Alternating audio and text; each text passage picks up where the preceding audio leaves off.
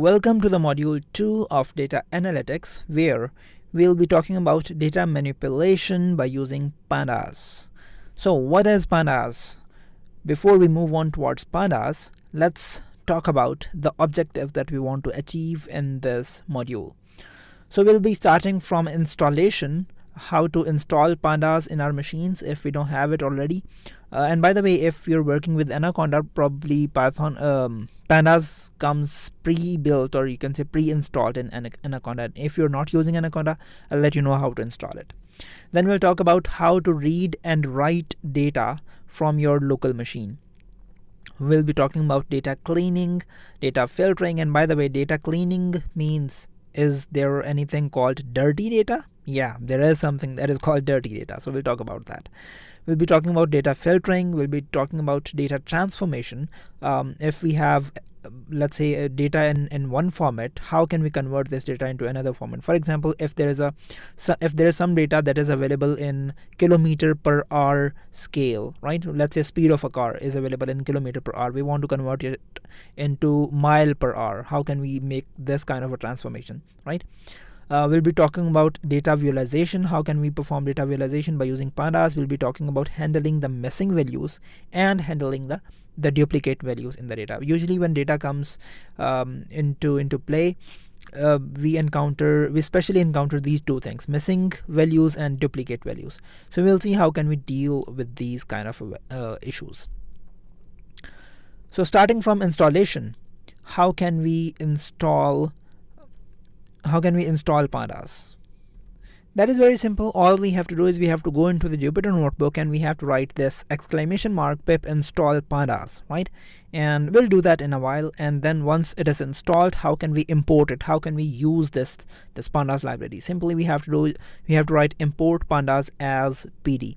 This PD that is underlined here is basically the alias. It is called alias. So basically you're importing Pandas, and since it has 3 and 6 letters in this word Pandas, so we don't want to type Pandas again and again. So we usually add alias to the Pandas. That is just 2-letter thing, right? So as an alias, you can use anything. You can perhaps use your own name as well. But usually in data science community or in data analytics community, this PD is used as alias for Pandas. I'll also let you know, guys, that why we usually add aliases to our coding.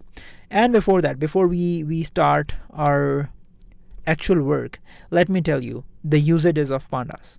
All these things that I've mentioned over here: reading and writing data, data cleaning, data filtering, transformation, visualization, handling missing values and duplicate values, and much more, can be done by using just one tool that is called Pandas. So if you can master this tool, Pandas, you will be able to perform almost all the major tasks of data analytics. Cool. So let's go to our environment over here, the Jupyter notebook, and let's create a new notebook from here, Python 3. And let's wait for a second. Yeah, it is created. Cool. So if we have not already installed it, and by the way, you can check it like this. So you can say import Pandas. So import is basically a keyword, that is why it is in green. So you'll say import Pandas as is also a keyword that is used to name the aliases as PD, right? So PD is, you can say, the alias, or in other words, you can say the nickname for the Pandas library. So if I run it, you can see static sign that says it is running, and now it has run successfully. There is no error over here, which means that it has been imported successfully, which ultimately means that I already had this library installed in my computer. However, if you're facing any error, what you have to do is you have to write this ! and then pip, that is your installation manager, install Pandas, right? So basically this is a syntax for any kind of installation, right? ! Pip install, and then here you'll have to write the name of library. Later on we'll be working with NumPy, Matplotlib, Seaborn, and a lot of other libraries. So if you're feeling like there is something missing in your import statement, or your import statement is producing the errors, all you have to do is you have to write this kind of a statement for that particular library. Cool. So let me just comment this line and you can run it at your end. So I have already imported this library at my end, and let's start working with Pandas from next video. The most important and basic functionality that is provided by Pandas is you can read and write data from different types of files that are available on your local drive very easily. All you have to do is you have to just write one statement, and the data that is available in your CSV file or Microsoft Excel file or JSON file or HTML file or a lot of other formats are also supported by Pandas. So whatever the format is there in the of the file, you can import data from the file to Pandas. And also the data that you already have available in Pandas, you can also write that data to your local drive in a lot of different formats. Specifically, we'll be targeting the CSV files that are, you can say, Microsoft Excel files, how to work with CSV files or Microsoft Excel files. So before we start talking about how can we read and write data from the local drive, let's have a look at what is basically Pandas. So here we had imported Pandas as PD, and you can say the basic building block of Pandas is DataFrame. DataFrame is just like dictionary. So let me just create a dictionary for our clarity. That would make more sense then. So let's say here we have a key called names, and these names contain different names. Let's say Zia, let's say Tom, and then let's say we have Brad. Cool. And also we'll have the, let's say, ages of these people respectively. So that says Zia is 20, Tom is 30, Brad is 40. All right. And it is a good practice to add space after the comma to separate the values, right? So if I'll just print it out, it would look something like this. Okay, cool. So we have the key value pair where this is the key, this whole list is the value, and so on. To make it more readable, we'll convert it into data frame, right? So we'll say PD. What is PD? PD is, you can say, the nickname or the alias of Pandas. So we'll say PD dot, and here we'll say data frame, right? So we'll basically typecast this dictionary into a data frame, and then that data frame will be stored in a variable called df. Obviously you can name it any other variable as well, so I'll name it as df. Df stands for data frame. Cool. And then here I'll print it out. Here we go.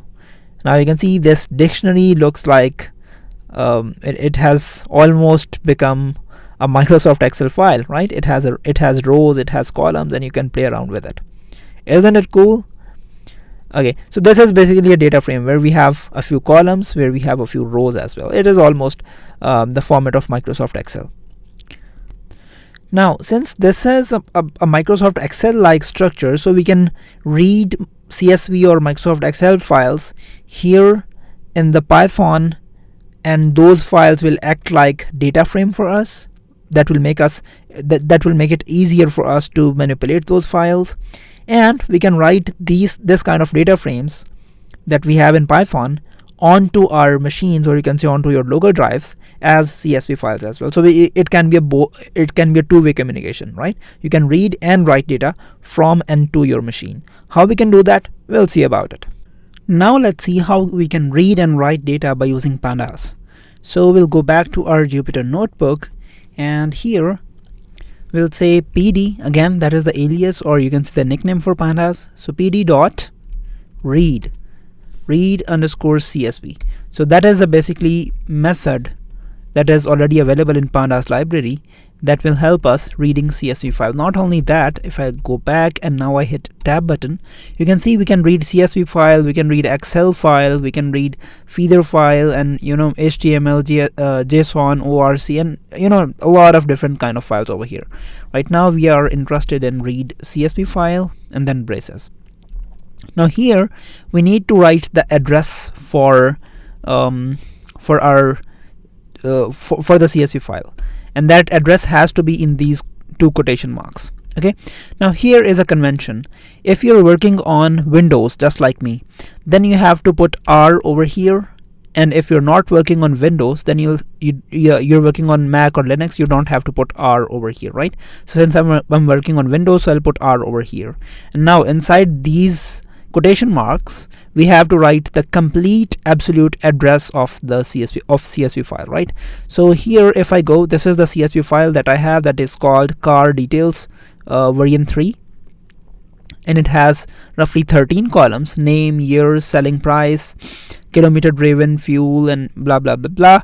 We'll be talking about each and everything in much detail, but before that, let's import this file into our notebook. So I'll go to the folder where this file is residing. So here I'll go to the PC E drive, and then Python for data analytics, then data folder, and then this file, right? So the easy way in Windows to get the path is to click over here on path section and then hit backslash, right? So it will open up a drop down list that will be containing all the files. Since I need this file, car details, I'll come over here, I'll select it, and then I'll do a right click over here, I'll copy the path, right? So I'll come over here in notebook and I'll simply paste this path over here as it is. Please make sure the file name should also be containing the file extension as well, because a lot of students make mistake over here. So if it is a CSV file, then there should be .csv. If it is an Excel file, then it should be .xlsx or something like that. That is extension over there. If it is a JSON file, then .json, and so on and so forth, right? So extension should be there. Now, since this file will be read, so we need to store this file somewhere. So I'm going to store this file in DataFrame over here, df, and then I'll simply output df over here. I'll run it, and here we go, right? So we have that particular CSV file available over here in Python to work with. Now this is a data frame with us. We have name, year, selling price, kilometer driven, and all those columns that were available in the CSV file, right? So here we have a short summary as well. And this whole data set, we have 8128 rows, and we have total 13 columns in this data set, right? So these horizontal things are called basically rows, and these vertical things are called columns, right? Cool. Let's explore a few more things about it. Since this data frame is in the variable called df, and if I say df dot head and I just hit the run button, you can see it has printed out the first 5 rows of the data set, right? So this head, as the name suggests, it basically prints the head of the data set, right? By default it prints 5 rows, but if I want to print, let's say 3 rows, I'll write 3 over here. So first 3 rows are printed. If I want to print first, let's say 9 rows, it will print 9 rows. Cool. Okay, and there's another method that is exactly the opposite of dataframe.head. What could be that function? That is dataframe.tail. There is a head and then a tail, right? And I hope this is self-explanatory what this function is doing. Obviously it is displaying the last 5 rows of the data set. By default, again, it is displaying last 5 rows, and if I want to display more or less than 5 rows, then I need to mention that number over here in these parameters. Cool. So this is how we can print first or last n number of rows. Now question is, what if I don't want to print first or last different rows? I want to print, let's say, some rows that are inside somewhere in the data set, or I want to filter different rows depending upon some conditions. So don't worry about that. We will surely be talking about the filtration thing in much detail. Right now, let's just talk about a few more functions that are available with Pandas. So we can say dataframe dot. So if I say info, that is you can say short form of information. So it gives me the whole information regarding the data set.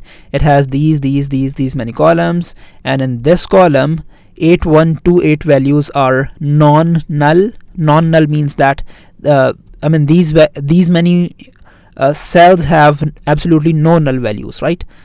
And here in seeds column we have these many no null values, which means that in seeds column we have a few null values. And by the way, null value means that the missing values. In this column we have a few missing values, but in this column we do not have any missing values, because we know that the total number of rows are 8128. Cool. And then we have the data type of each column. Name is object data type, year is integer data type, and so on and so forth. Seats is float data type. I'm not saying that these are correct data types or incorrect data types. For now, I'm just telling you that how this data looks like for now. Obviously, seats should not be in floating point. I have never seen a car that has 4.5 seats or something like that. So it should be an integer, absolute integer, positive integer. And now what is this object? In different columns, if I come over here, for example, this column torque, right? So this column is containing different data types. For example, it is containing a few numbers, then a few English characters, then a special character as well. So any column or any cell that contains multiple data type, usually that is considered as object over here. Well, the definition of object is certainly different in terms of OOP that we have studied in last course. So you can consider that definition over here as well, right? And then we have another important method that is called describe. DESCRIBE. Okay, so if I run it, so all the columns that are, you can say, that are numerical column over here. For example, this year column is integer, selling price, kilometer driven, and seats column. These are the numerical columns, whether they are floating point columns or integer columns. If they are numerical columns and you will say DataFrame.describe, it will present you some beautiful kind of statistical description of all numerical columns, right? For example, in year column we have total count of these many values, right? In selling price we have total count of these many values. In year column, the average or the mean is this 2013 point something something. The standard deviation is this. Minimum value in year column is 1983, which means that the oldest car that we have in the data set is 1983 model, right? And the 25% of data falls in this category, 50% of data falls in this category, so on and so forth. And the maximum value in year column is 2020. The maximum value in seats column is 14, which means that the largest car that we have has 14 seats. The car that has the most kilometer driven is this many kilometers, this many kilometers, and so on and so forth, right? So this kind of function gives us statistical summary of the numerical data that we have in our data set. So this is sort of a high level overview of the data frames. Moreover, how to write the data set. I'm gonna skip that thing for a while. We have studied how to read the data set over here. So I'm gonna skip the writing of data set until probably the middle of this module. In the middle of module, we'll try to write CSV files as well. So far, go ahead and do some practice with reading the CSV files. Now let's talk about data filtering. We have data loaded into our notebook or into our, you can say, Python environment. Now we have three types of filtering: row filtering, column filtering, and finally the value-based filtering, which is fun. So let's first work on row and column filtering, and then we'll talk about the value-based filtering. So where is our environment? So here is the environment. We had already read the data file into the data frame called df. That is the data frame. Now what if, let me also show the data frame over here. Okay, cool. So now what if I just want to display this row number 2, or maybe row number 20, or maybe row number 200? All I have to do is I'll say data frame dot loc, that means location, and then this index sign, and I'll mention the row number that I want to display, right? So if I say display row number 2, here we go. The name is this one, year is this one, and so on and so forth. Cool. Okay. Now what if I want to display multiple rows? So in that case, I'll have to provide a list of indices over here, right? So I'll generate a list over here. I'll say index, and here will be the list. So let's say index number 2, index number 20, index number 200, index number 2000 probably. And then I also want to have a look at index number 6, index number 60, and index number 600. Let's have 6000 as well. Cool. And then I'll just put this list over here. So it will fetch all these indices for me, right? If I run it, here we go. And you see it is displaying the rows in exactly the same ordering that I've mentioned over here. Row number 2, 20, 200, 2000, and then row number 6 comes into play. Cool. Okay, now there's another way of filtering as well. That is, you can say you can filter by using slicing as well. I hope you are familiar with slicing that we have studied in last course. That is the basics of Python. So what you can do is you can say dataframe.loc, and here in LOC you can mention the index number, index range actually. For example, I want to display from index number 200 to index number 300, right? I'll just write this slicing operator and I'll run it. Here we go. So it is starting from index number 200, it is going down until index number 300. And if you want to add step as well, right? For example, if I want to display from index number 200 till index number 300 with a step of 2, for example, row number 200, then I want to skip row number 201. I just want to show the even rows, right? So with a step of 2. So I'll do something like this, and here I will add the step, right? So this is, you can say, the starting index, this is the ending index, and this is the step size. Here we go. 200, 202, 204, and so on and so forth.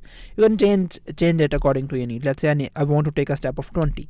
So here we go. 200, 220, 240, 60, 80, and then 300, and that's it, right? So this is how you can work with this is how you can filter the rows. You can filter you can say your data frame based upon the rows. Now what if I want to filter my data set based upon the columns? For example, I just want to display these 3 columns, right? I don't want to display any other columns. Let's say name, year, and let's say fuel. Only these 3 columns. So that is very simple. Again, I'll say I'll create a list of columns. So column list equals to, I'll write the names of the columns. Simply I'll just copy them and I'll paste them over here. I'll write them into string format so that it will become a list of strings, right? So now I have a column in which I have these 3 strings, and then I'll say data frame of column list. That's it. Here we go. Now my data frame is filtered based upon the column names. So I know how can I filter my data based upon rows, how can I filter my data based upon columns. Cool. Now here is a quiz question for you that I want you guys to solve. I want to show only this data, I mean from row number 200 to row number 300, and I want to take a jump of 20, right? This is the row filtering, and I only want to show these 3 columns of these many rows only, right? Not all the rows, neither all the columns.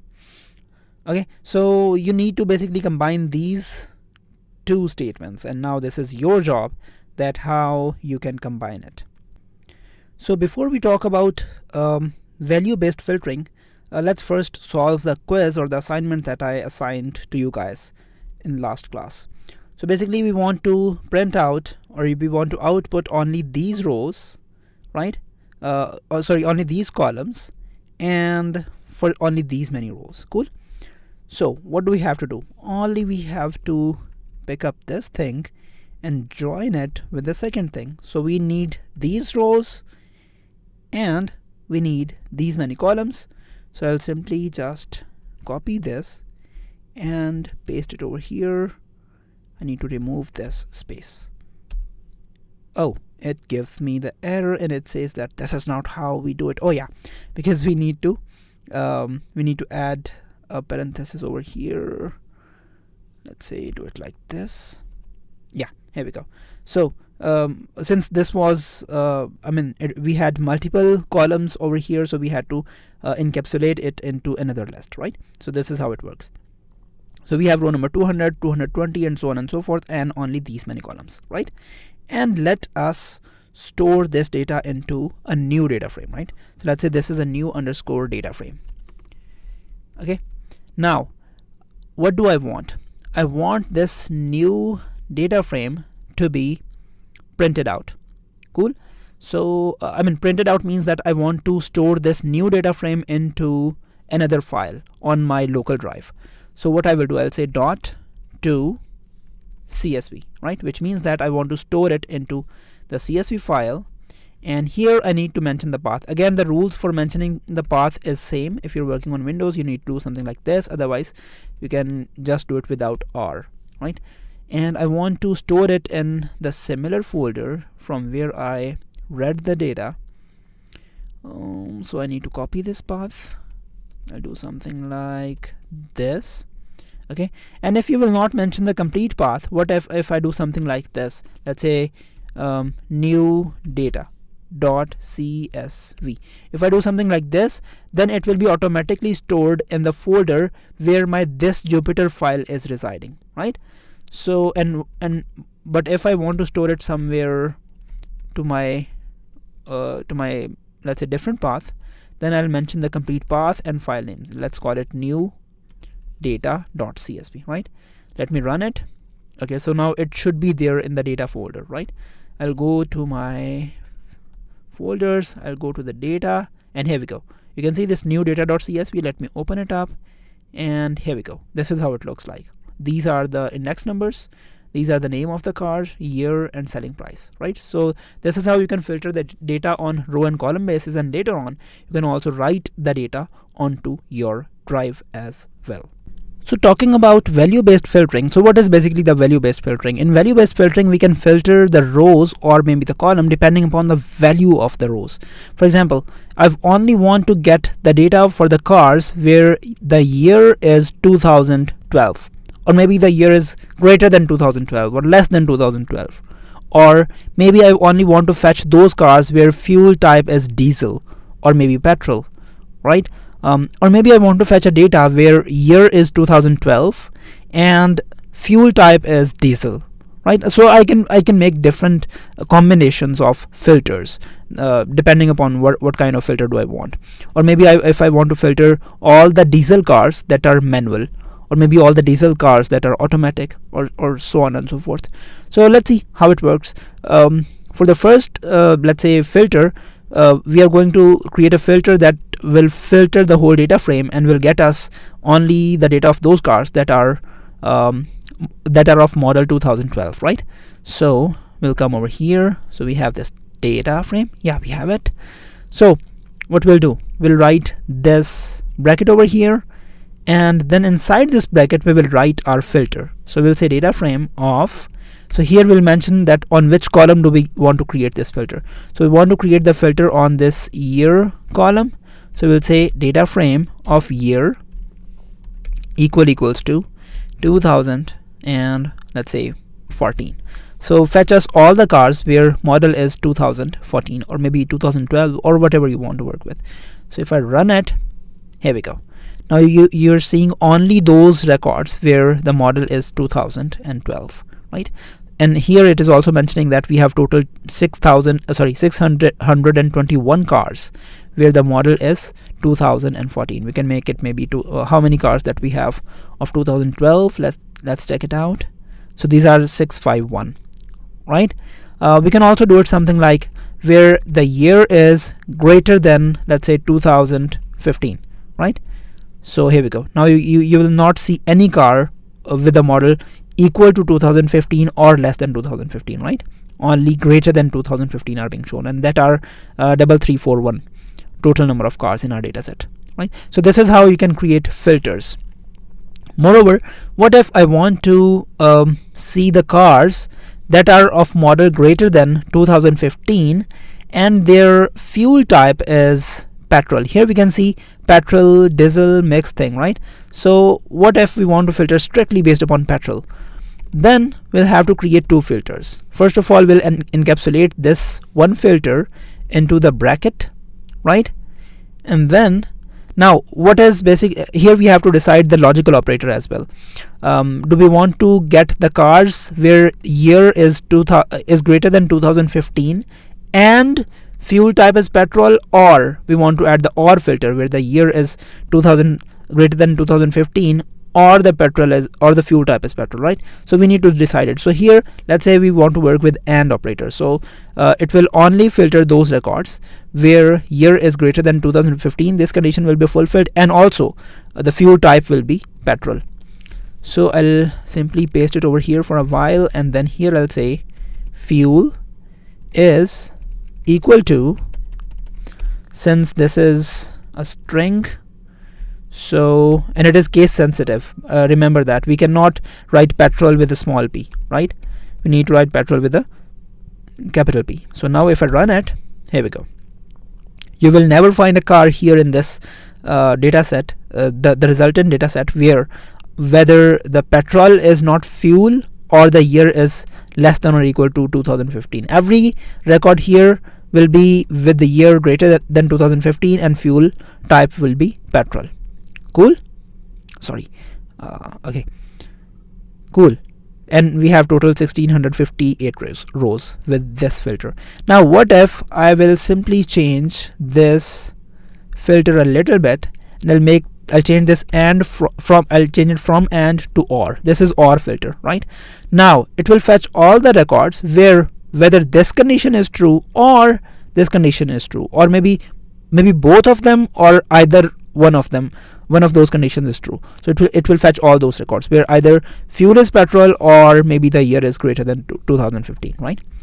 So here we go, right? So here you can see the year is less than 2015, but fuel type is petrol. That is why it is displaying over here, and so on and so forth. Sometimes both of conditions are being fulfilled. The year is greater than 2015 and fuel type is petrol as well. Cool?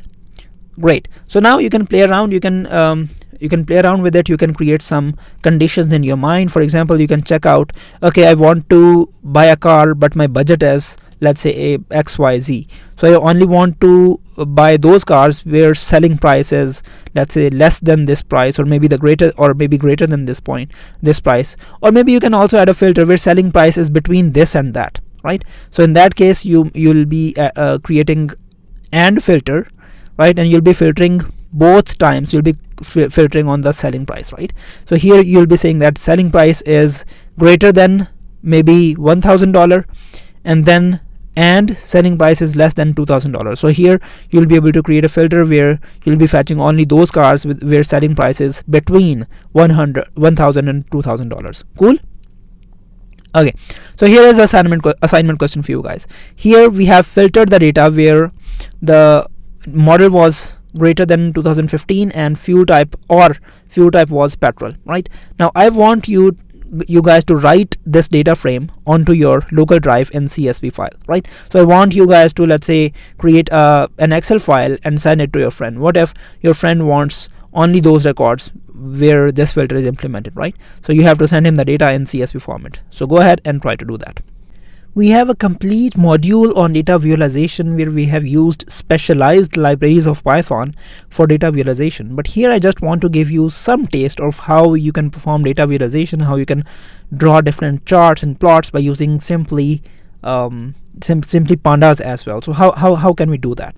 So let's go ahead and draw this bar chart and a scatter plot by using Pandas, right?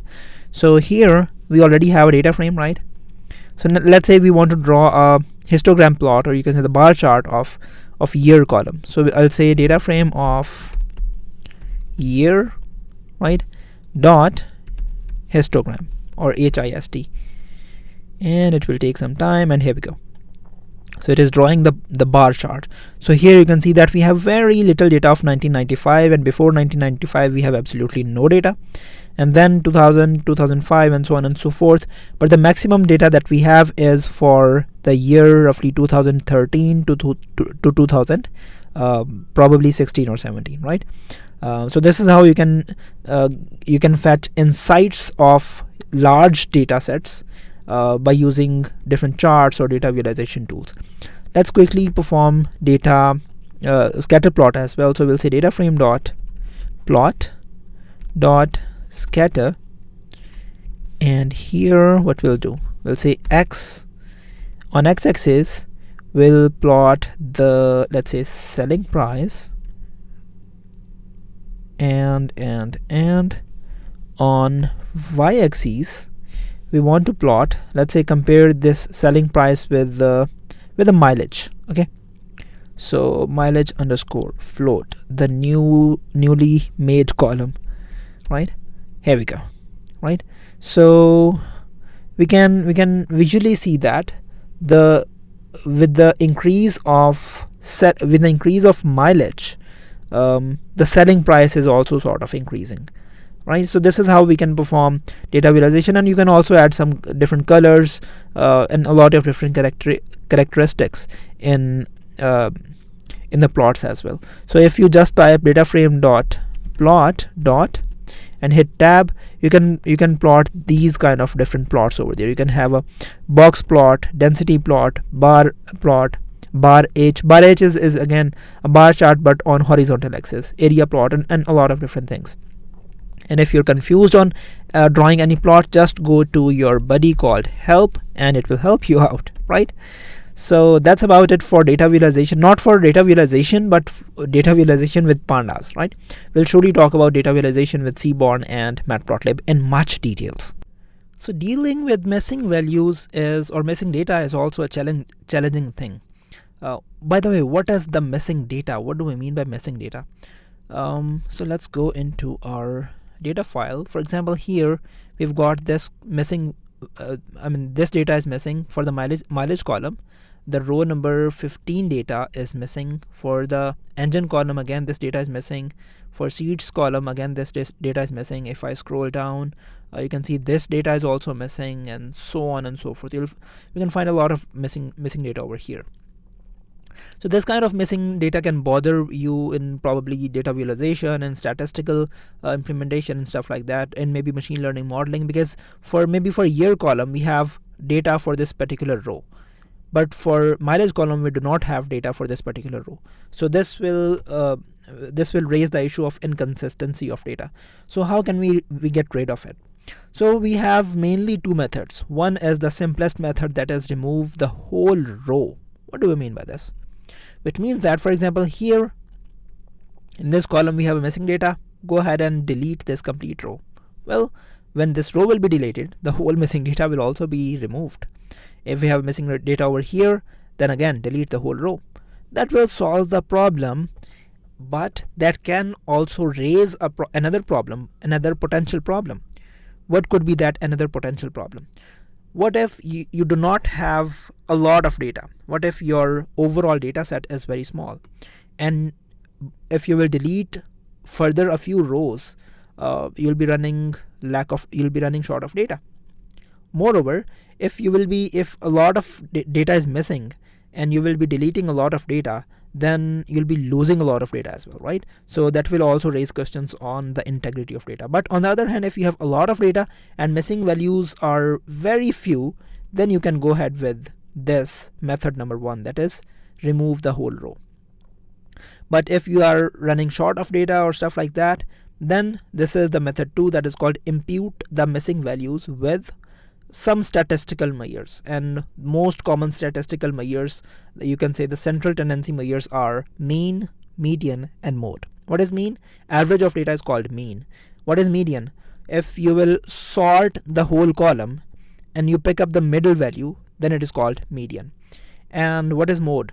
So most occurring value in your column is called mode, right? So every statistical measure has its own usages depending upon different situations.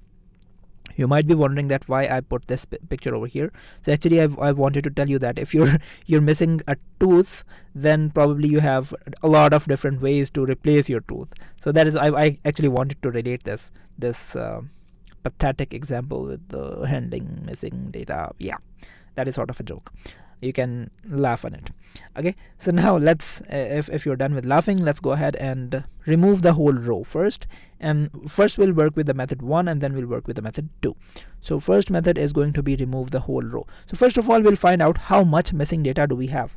How can we check it out? So we'll say DataFrame dot is null, right?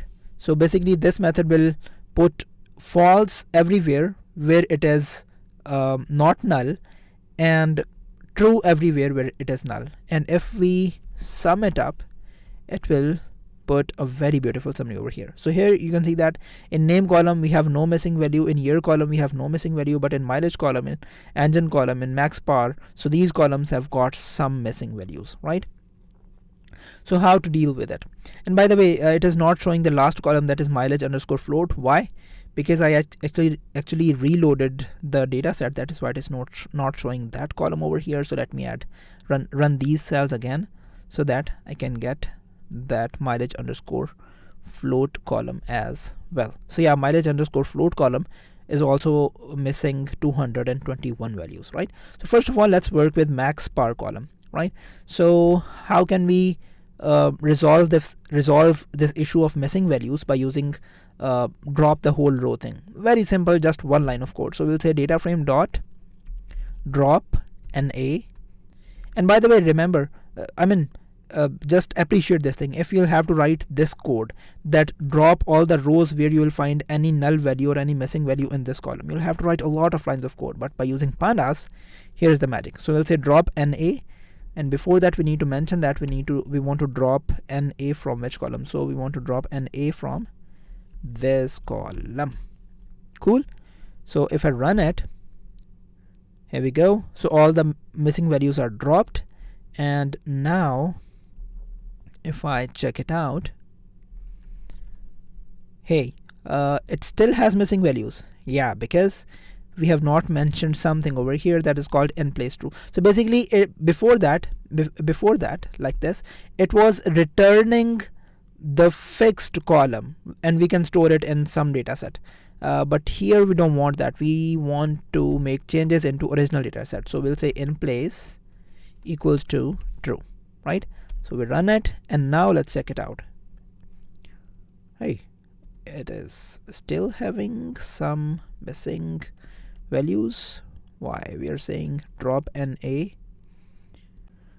Oh yeah, there's something missing with this syntax actually. We need to mention something like this.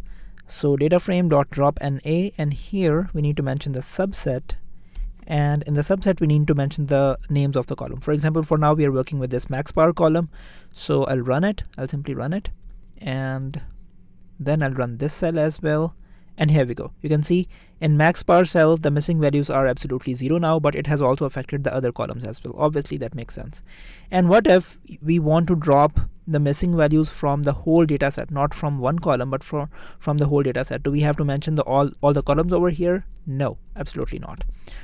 We'll have to do something like this. If you will not mention any subset over here, it will drop the missing values from all the columns. If I run it and then run this one, you can see 0, 0, 0, which means that now it has absolutely no missing values, this data set, right? And now if you check for the shape of this data, it has 7906 rows in it, whereas originally it had 8128 rows, if I remember correctly. Let's go to the original data set that we imported in the beginning.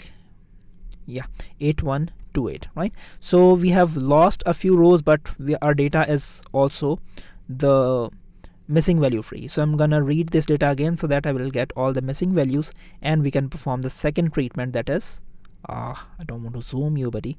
The second treatment was about imputing the missing values, right? I'm just looking for the cell. Yeah, this one, so that we can get this column as well. We got it.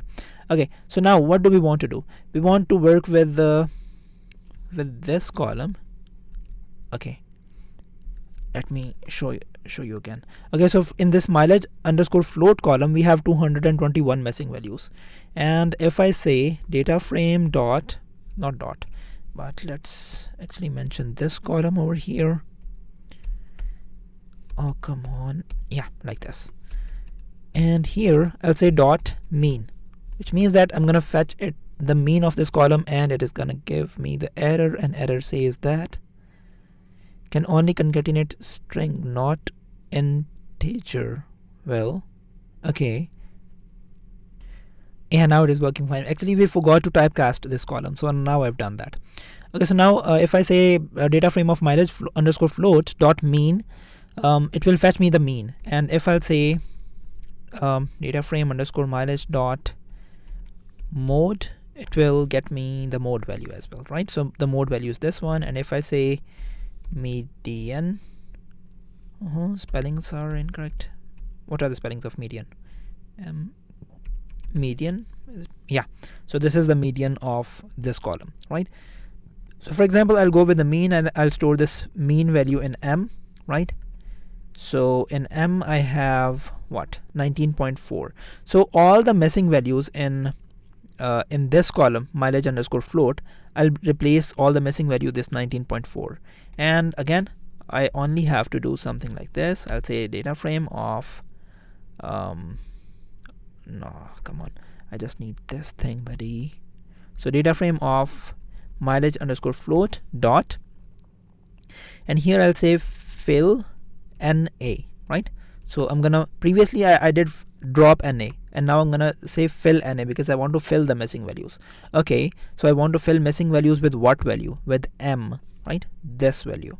Okay, now if I run it, and I also have to mention that in place thing, in place true, so that will make changes in original dataset. Run it, and now if I check out for the missing values over here, do we have any?